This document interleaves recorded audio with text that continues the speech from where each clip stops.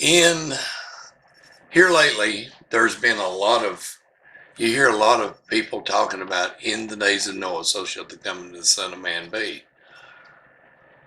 And that's true. But most people do not understand what, because they go by Matthew 24 and 37 says, but in the days of Noah, but as the days of Noah were, so shall the coming of the Son of Man be. For as in the days that were before the flood, they were eating, drinking, marrying, and giving in marriage until the day that Noah entered the ark, and knew not until the flood came and took them away. So shall the coming of the Son of Man be. That's coming off of Matthew 24, the King James Version. It wasn't, I kept putting my finger on what is this in the days of Noah stuff, because we've seen stuff like this.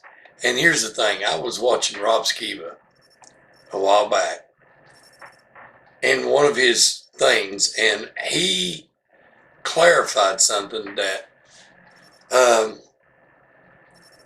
made a lot of sense.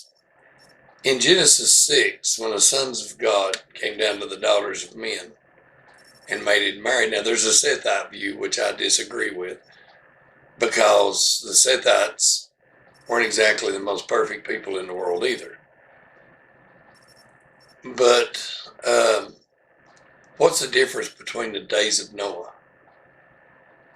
Well, see these angels come down, these 200, and I would read them all, but I'm not going to read their names, because really you don't want to pronounce a lot of them out loud, because that's kind of summoning them.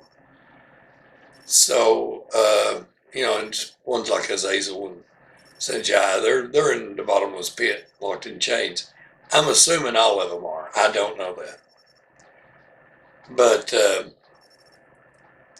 in the days of Noah, all this happened in the days of Jared.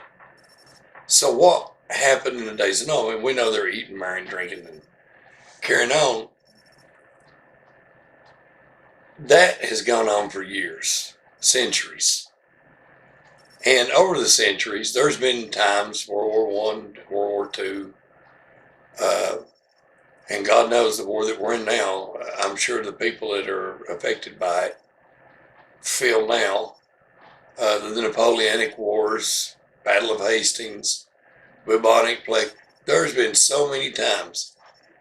And each time, everybody's been going around screaming, the end is nigh, the end is nigh. Well, to probably most people that are not Christian, it would look bad, because they'd say, well, every time something bad happens, these people run out there and they're just in a total panic. And it kind of loses credibility. So we have to really look at what's in the days of Noah. So I've done a little list, and a recap of it is a genetic mixing of plants, genetic mixing of animals, including humans, genetic creation of plants, genetic creation of animals, creation of new metals, creation of methods of travel, heavy use of creation of pharmaceuticals, drunkenness and misuse of alcohol, increase in knowledge, and not all knowledge is good. People led astray by false teachers, false Christs, etc. Loose or eroding morals, violence and wars, destroying the earth. People growing colder in feelings each year, or wax colder as it's put in the Bible. Wax, when you see the word wax in the Bible, it means to grow. I lost my place. Lovers of self to an unhealthy level. My great-grandmother used to say, too much of a good thing ain't good no more. Prideful and arrogant. Boy, we see that nowadays. Cannibalism. You're probably guilty of it. And hate for God the Father and Jesus the Son. Lack of compassion. Altering of the human genome. Genetic creations of all kinds of insects. Earthquakes and natural disasters increase. People will be weak-willed They'll be wise. They'll be smart. Just not in the things that they need to be. Falling away of the faith, lying signs and wonders, unnatural affection, and falling away of sound doctrine. I may add to this list later on, but just to go over a few of those, we now have the genetic mixing of plants. It's called GMO. We also have the genetic creation of new plants. It's called GE, genetic engineering. We've been doing that for a while. Monsanto is kind of the leader in that area. Cargill, and there's a lot of other places. Also, we have new metals that we've created, from mixing this, that, and the other. There is a creation of new animals. There's a fish, actually. And they're begging not to turn it loose. They are turning it loose. And it was just passed down or passed a while back and decided that they would let them do it. There's chimeras. God knows what. When we see this salmon fish, I think it's a salmon, maybe a trout. We have all kinds of stuff going on. All kinds. And this is the stuff they tell us about. What do they not tell us about? Well, we have new ways of traveling. Of course, they're trying to find other ways, like kind of a Star Wars, or not as well, maybe a Star Wars, Star Trek type thing. It may work, may not, I don't know. There's subterranean travel as well. Led astray by false teachers. There is a ton of those. I'm not going to go into naming names because you should be able to know all the names by now. But if you're worshiping Israel and you're worshiping Jews, you're not worshiping God. That's the main thing. I don't care who you're worshiping. If it's not God, the Father, or His Son, Jesus Christ, then it's wrong. I mean, you don't put nothing above them, even people. And if somebody comes up and says, I'm from God, and they're doing evil things, no, they're not. It's not God's blinded them. Maybe He did, but it doesn't give them an excuse. It's like an alcoholic taking a drink, running over a bunch of people. Well, it's not my fault. They sold me beer, or they sold me some liquor. They knew I was like that when I left. That's not that is the person's fault. Just like it is the people's. We have a ton of morals loose. I mean, TV, let's get real. I don't know about you, but I don't want to watch two people have sex in bed. But, and you got homosexuality, and I'm not going to go on to that and on and on and on. You've got men and women saying and doing obscene things to one another, even in cooking shows. Violence and wars. We've had our share of that, and we cause it. Irregardless of what you may think or how you look at 9/11, we have attacked everybody but the people that even they say did it. We haven't messed with them. We've just kicked everybody else's butt. And why do we do that? Because, in my opinion, 9/11 was an inside job. We needed a reason to go to war, just like Hitler needed a reason to go to war with Reichstag fire. Same thing. People were stupid then, they're stupid now. And irregardless of these preachers that just seem to dwell on the Old Testament and the stoning and the God's pissed off, and you're supposed to fight and kill and fight. That's history. The Old Testament is history. Your salvation is in the New Testament. You will go to hell in the Old Testament. You should know that. Even the Bible admits that. So if you're sitting there trying to justify violence, when they arrested Christ, and the disciples were fighting back. He told them not to. So, you know, and don't get me wrong, I defend myself, but I will do everything I can to keep from violence first. People are growing colder and feeling each year, and we're doing that with cell phones and with computers, just like I'm doing right now. We're not face to face. If we were face to face, unless you asked me about this, I'd probably never tell you. I might throw a hook out there, just a little to see if I got a nibble, see if anybody's interested. But most people, they're too busy in sports. And that's another thing. Let's get off track on that. Mammon. We all think mammon, because mammon's mentioned in the Bible. And, for years I thought mammon was money. Mammon is not, it can be money, but it can be things. Mammon is whatever you put in front of God. And to the atheist out there, you're not an atheist. You have a God. It may be yourself, but you have a God. It may not be the right God, but you have a God. A lot of Christians have a God, and it ain't the right God. Lovers of self to a unhealthy level. And, you see that a lot. Pride and arrogance, which goes along with that. And that's how you get people to kill each other, is to make people feel that someone is less a person or matters less than them. That's how you get people to do wars. Cannibalism, and I put in parentheses, you're probably guilty of it. And the reason I say that, Pepsi, Cadbury chocolates, there's a host of things. Aquafina water, I just found that out.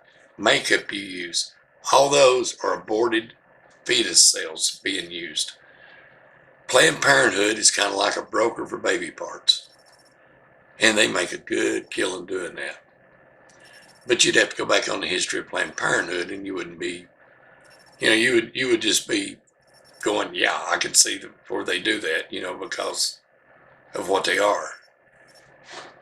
Roe versus Wade, that was never a issue of I want to have a baby, I don't want to have a baby. The lady that was in that, I'm not sure she was capable of having children, but she didn't have children. She didn't want children. But they were tired of going overseas and getting their aborted babies for food flavorings and for makeup. And there's something else they use it for, and I don't remember what.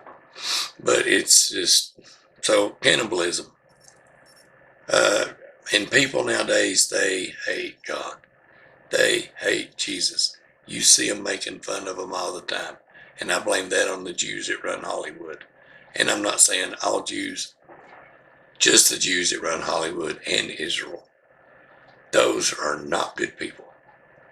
Lack of compassion. We learn that in the movies. We have become so desensitized to watching people beat. There was a movie, Hostel. Normally, I watch a lot of movies. I like horror movies, etc. I couldn't watch that movie. You couldn't have no compassion to do that. And altering the human genome. We now, they can tell you whether there's something wrong with your baby. And they're even saying that they pretty much can, you say you want a little boy or a little girl, you want them to have certain color eyes, certain features, they can do that. Genetic creation of insects.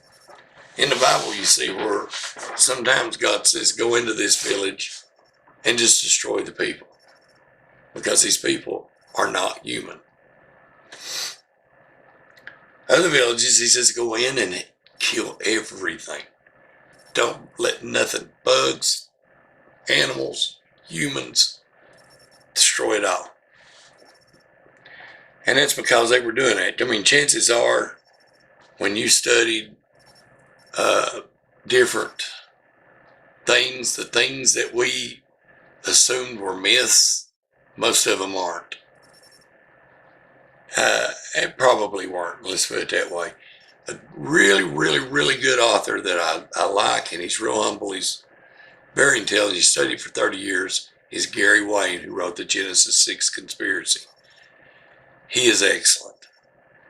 Other excellent writers are Rob Skiva, Doug Hamp, Tom Horn, uh, Steve Quayle, uh,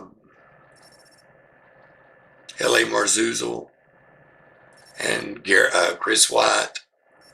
Gons on Face Like a Sun or Canary Cry Radio on YouTube. Mario, a vigilant Christian. These are good people. Most of the people you see on TV are whores. They've whored out to Israel. Israel, God brings his Israel. His Israel is not a birthright unless you're reborn through Jesus Christ. This just all seemed to have gotten twisted lately. You know, I see people, this is coming, that's coming, or they tell you the days of Noah without ever explaining it. Most people, they're too busy with, and they do that purposely. I mean, you got to go to work, you got to pay bills, you got to try to feed, you got to try to eat, you got to spend time with your family, and unfortunately, that's generally in front of a television or on the computer, which is what you're on now, and I am too.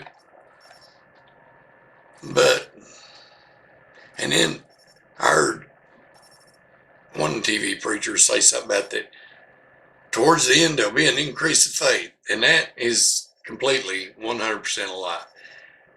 A falling away of faith, lying signs and wonders. There's your UFOs. There's your little squirrely things in the sky that look like portals. A natural affection. There's a lot of that going on. You know, people, everything from loving children, not the good way, to animals, to you name it, bestialities, and a falling away of sound doctrine. You will find in the Old Testament is your history, and it's the history of one tribe. And you will find in the New Testament your salvation, how to be saved. Like it or not, that's what it boils down to. And like it or not, our Bible is the Reader's Digest version. I mean, you don't have to study like I've studied this over 10 years. You don't have to study every little nook and cranny. It helps because then you know what's real and what's not. You can't be led astray as easily. But as long as you know what true salvation is, and you'll only find that in the New Testament. And if you try to do that, and it ain't really easy to do, then, I mean, you're going to quit. When they try to bring up 9/11 to piss you off, you're not going to pay attention to them. When they try to and irregardless of who you say thinks at fault, when somebody does wrong to you, then you're not going to go out there and say, I'm going to pay them back. Because somebody wrongs you because they're already pissed off at them. You pay them back because it says, vengeance is mine, saith the Lord. Then he's pissed off at both of you. It's just something to think about. But the people that call certain days for the end of time, certain days for the Antichrist to evolve, he's not going to come in with martial law. You know, that ain't going to be the way it's took over. He is going to lull you in and I with peace, kindness, love, respect, freedom. He's going, for the first 3.5 years, he's the boa. He's going to circle you, and he's going to make you feel great, protected, loved, etc. Then once he knows he's completed his circle, he's going to start squeezing in. In 3.5 years, it will flip just the opposite. It will no longer be anything good. So, you're not going to see the names that I named of the people that I like to listen to. I do not agree with all of them. Especially we don't agree on God's chosen, because God's chosen people are the people. You have to use Jesus Christ, his son, as a bridge between you and God. Just because you're a Jew, big deal. Just because you live in Israel, big deal. Well, it is a big deal actually, because they think Jesus was a witch and a sorcerer, and he's burning in hell in his own excrement. That is a big deal. That's hell. I don't care how you're born. Jesus solved that problem when he met the people and they said, we're sons of Adam or Abraham. And he said, God can take these stones and turn them into sons of Abraham. Don't mean nothing. They want you to think that what you do don't matter. I can tell you from having an NDE, what you do, what you think, what you say, even what you silently whisper, does matter. Matters very much. So basically, this is not my forte of the way to convey. I usually write. I don't write well, but I write. Certainly don't do videos well with the throat catcher I've had and the Wolfman Jack sound. But I'm just putting this out there. You know, you can listen to it, you can not listen to it, you can pay attention, you can not. That's you. I can't save you, you can't save me. You can only save you, I can only save me. And if you don't get saved, that don't have a bearing on me, unless I've led you astray. And the next time you're listening to somebody discuss, if they pull a verse out of the Bible, make them pull 2 other ones. You should always read things no less than 3 verses. Some things you have to read the whole chapter. Context. Don't let people like John Hagee and Franklin Graham pull crap out and make a whole statement of it. One person I did leave out to listen to, Russ Tisdar. But don't let them pull. I mentioned Chris Putnam. There's a bunch. Don't let them pull one thing out and twist it. This ain't the game of Twister. This is life. This is your life. You know, let them answer for what they're doing. But if you listen to them and you heed them and you hear the, I thought, I had a dream, God spoke to me, you need to run. If you have one where you're going to hell if you don't say Yeshua, you know, there's only one name, Yeshua. Yeah, my name is pronounced different, just as yours is probably, different countries. So, if he's the son of the Most High, who created everything and everybody, who manages everything and everybody, he's probably smart enough to know when his name is being pronounced in a different language. But if you want to say Yeshua, that's fine. I've just seen so many people on there, the days of Noah, we're in the end. So many people predict the end. The end is coming certain time. You know, it's gotten ridiculous. There's more false Christs or false teachers, whatever you want to call them, than there are real ones. And the real ones sometimes, especially, I'm bad for that. If you catch me out some more, or if you catch one of my short writings, I may come across with in the days of Noah or in antediluvian times, but I never explain them. Not properly. And I may not have this time, but that's the difference between the days of Noah and the days of Jared. In the days of, the thing quit and I had to start again. In the days of Jared, the same thing was going on in the days of Noah, but there was a lot more. And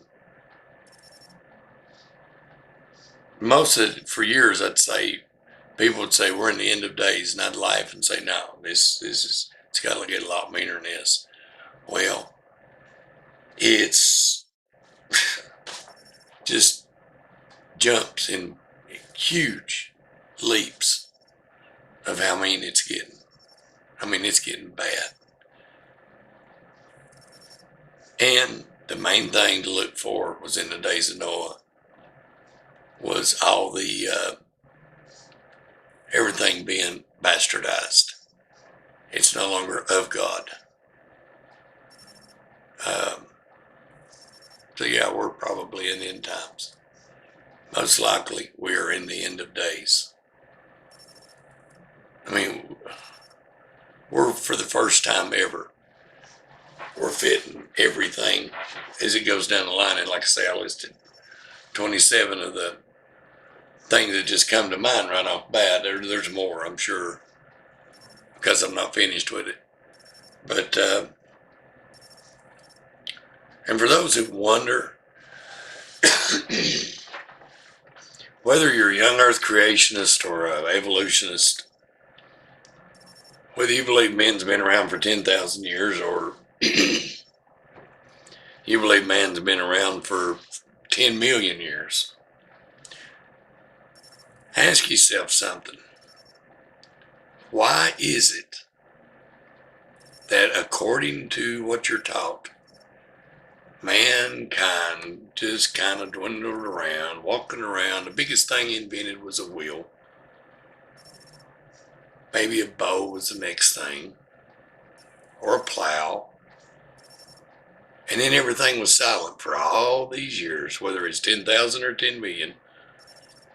But starting at about the late 1800s, which would have been about 70 generations from the flood, from the time when the watchers were locked into the bottomless pit, they were to be loosened in 70 generations, which would have been about the 1800s. Have you seen how much stuff has been advanced, how much stuff has been invented from then till now? Now, there's been some good inventions, but how much stuff has been bad? But even just not trying to make it good or bad, we went from a wheel on a cart, maybe pulled by an ox, till we can fly around the world. We can fly, we can send stuff out of our solar system. I mean, in less than 100 years, we were doing this crap. And you know what? It's been about 130 years now. If that, 100 to 130. We can do that. We can take hearts out. We can even take heads off of animals and probably people, truth be known. But on others, we can make human milk be milk from cows. You know, you wonder, I used to think, well, where's the evidence for an advanced civilization that perished in the flood? You know, where's their pictures? See, if something's got to have made it. What would this computer be or this camera be in, say, 1,000 years? Silicon. It would be degraded down back into the earth. Where would all the pictures be? Where are all the pictures nowadays? Most people, if their cell phone or their camera goes down or their computer goes down, they've lost their pictures. Most of it's digital. Think of the things that we lose digitally. Most books are digital nowadays. You can still get print. Most books are digital. If and when I ever get this done and I submit it to be printed, then chances are it'll be digitally downloaded because it'll be cheaper. One other thing that you might want to think too, if you have a book in print, there's no way that they can go and change that book unless they can go back in time and create like a butterfly effect. But If you got a book and it's in digital format, how easy is it to correct whatever you want to correct, change whatever you want to change? I mean, what if everything that you've thought you've known was a lie? That's the place to start. So, anyway, I hope I have pictures of some of my books at the very start. And, you can check them out, look at them, and say, yeah, I wouldn't mind reading this, I wouldn't mind reading that. And go out and purchase it from the people. I don't get nothing off of it.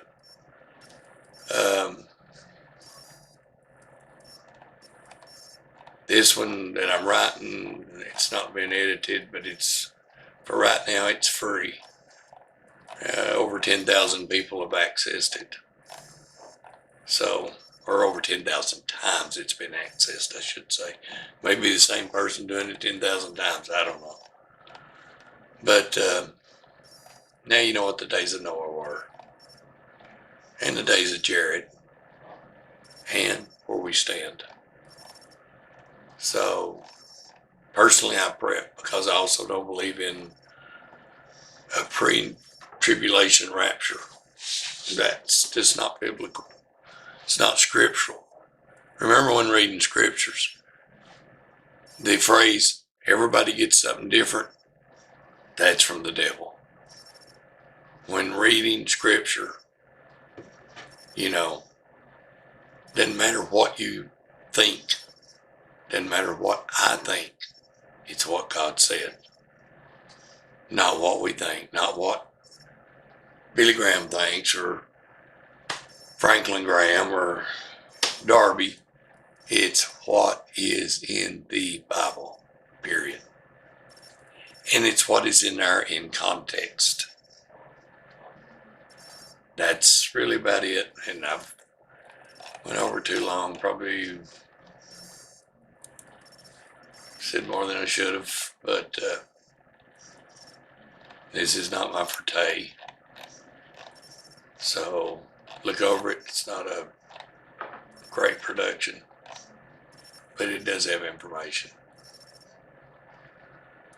So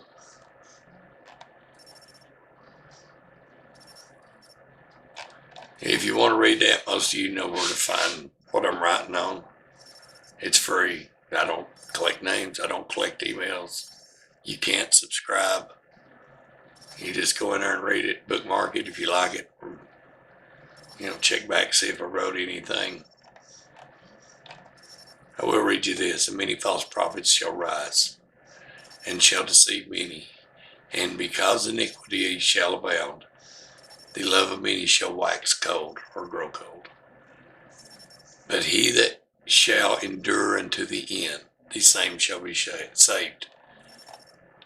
Did you get pre-tribulation rapture out of that little statement? I didn't. Endure to the end. So, for then the great shall be the great tribulation, such as was not since the beginning of the world to this time, no, nor ever shall be. And except those days be shortened, there shall be no flesh saved. That didn't say people. Those days, everything be shortened. But for the elect's sake, those days shall be shortened. So that just says, if it continues, nobody would survive it. But as it is, God's going to cut it short. For there will rise false Christs and false prophets, and shall show great wonders and signs and wonders, insomuch that if it were possible, they shall deceive the very elect. Behold, I've told you. Wherefore, if they say unto you, behold, he's in the desert, go not forth. Behold, he is in the secret chambers, believe it or not. With the desert thing, check out when there's a Jewish holiday where they sacrifice 2 goats, one to God and one to Azazel, one of the head chief fallen angels who lives in the desert. Just putting that out there. May mean nothing. may mean something. So anyway, like I say, you can save you. I can't. Nobody can. You can save you by hooking up with God through Jesus. That's it. No other way. Don't benefit me, benefit you. If I'm right, great. If I'm wrong, what have I lost? If you're wrong, what have you lost? Something to think about. Peace.